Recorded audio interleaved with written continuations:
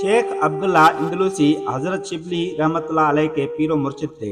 ईसाइयों की बस्ती के करीब से गुजर रहे थे। उस बस्ती के ऊपर सलीब लटक रही थी। थोड़ी देर के बाद वो एक कुएं पर असर की नमाज अदा करने के लिए वुजू करने गए। वहाँ किसी लड़की पर नजर पड़ी। शेख का सीना वहीं खाली हो गया। अपने मुरीदीन से कहने लगा, जाओ वापस चले जाओ, मैं इधर जाता हूँ जिधर ये लड़की गई है, मैं उसकी तलाश में जाऊंगा। मुरीदीन ने रोना शुरू कर दिया। कहने लगे, शेख आप क्या कह रहे हैं? ये वो शेख थे जिन्हें 1 लाख हदीसें याद थीं, कुरान के हाफिज थे, सैकड़ों मस्जिदें उनकी वजह से आबाद थीं, खानकाहें उनके दम कदम से आबाद थीं।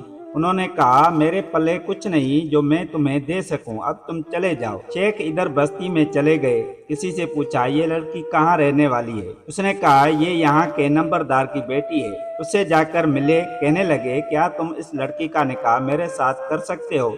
उसने कहा, यहाँ रहो, हमारी खिदमत करो, जब आपस में मुवाफिकत हो जाएगी तो फिर आपका निकाह कर देंगे। उन्होंने कहा, ठीक है। वो कहने लगा, आपको खंजीरों का रेवड़ चराने वाला काम करना पड़ेगा। शेख उस पर भी तैयार हो गया और कहने लगे कि हाँ, मैं खिदमत करूंगा।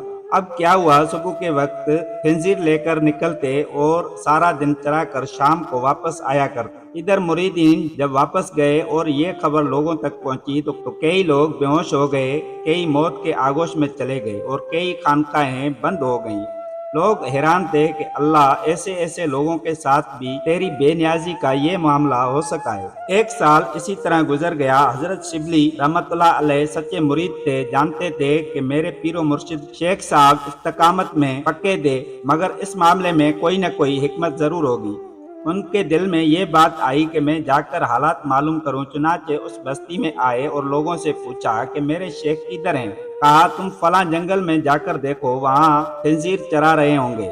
जब वहाँ गए तो क्या देखते हैं कि वही अमामा, वही जुब्बा और वही असा जिसको लेकर वो जुमे का खुतबा दिया करते थे, आज उसी हालत में सूअर चरा रहे हैं। शिबली रहमतुल्लाह अलैह करीब हुए और पूछा, हजरत आप तो कुरान के हाफिज थे, आप बताएं कि क्या कुरान आपको याद है? फरमाने लगे, कुरान याद नहीं। फिर पूछा, हजरत कोई एक आयत याद है? सोचकर कहने लगे, मुझे एक आयत याद है। पूछा, कौन सी आयत? कहने लगे, तर्जुमा, जिसे अल्लाह जलील करने पर आता है उसे इज्जतें देने वाला कोई नहीं होता। पूरा कुरान भूल गए और सिर्फ एक आयत याद रही जो कि उनके अपने हाल से ताल्लुक रखती थी। हजरत शिबली रहमतुल्लाह अलैह रोने लगे। हजरत को सिर्फ एक आयत याद थी। फिर पूछा, हजरत आप तो हाफिज हदीस थे, क्या आपको हदीसें याद हैं? फरमाने लगे, एक याद है, जो दीन को बदल दे उसे कत्ल कर दो। ये सुनकर शिबली रोने लगे तो उनके पीरो मुर्शिद ने भी रोना शुरू कर दिया। किताबों में लिखा है कि शेख रोते रहे और रोते हुए उन्होंने कहा, ए अल्लाह, मैं आपसे ये उम्मीद तो नहीं करता था कि मुझे इस हाल पर पहुंचा दिया जाएगा।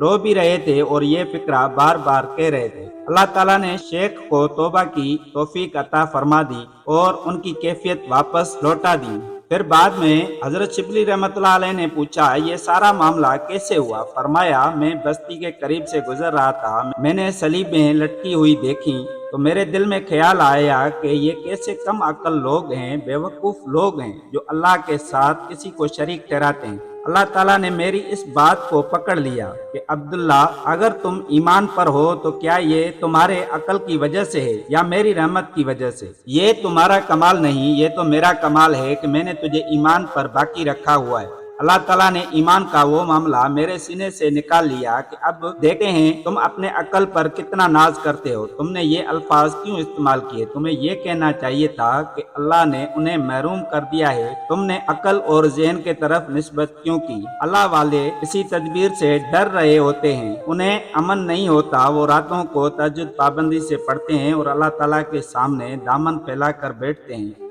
मेरे मौला, जाहिर में तूने दीन का काम करने की तौफीक दे दी, अब रुसवा न कर देना, अब जलील न कर देना, अब जगह साई न हो जाए। ये आरफीन का खौफ होता है। अल्लाह ताला हमें भी यही नेमत नसीब फरमा दे। आमीन सुम आमीन। अगर आपको हमारी वीडियो पसंद आई हो तो लाइक सब्सक्राइब जरूर करें और अपने दोस्तों और अहबाबों के साथ जरूर शेयर करें। अल्लाह हाफिज।